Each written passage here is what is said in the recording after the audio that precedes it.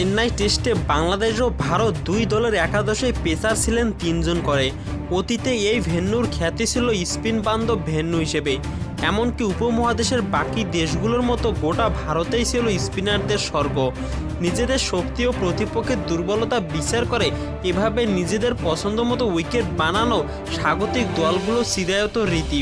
সে কথা সবারই জানা। কানপুর টেস্টের পিচ কেমন হবে তা নিয়ে এখনও আছে ধোঁয়াশা। পিচ তৈরি করা হচ্ছে দুটি, তাই বাংলাদেশ দলও এখনও নিশ্চিত নয়।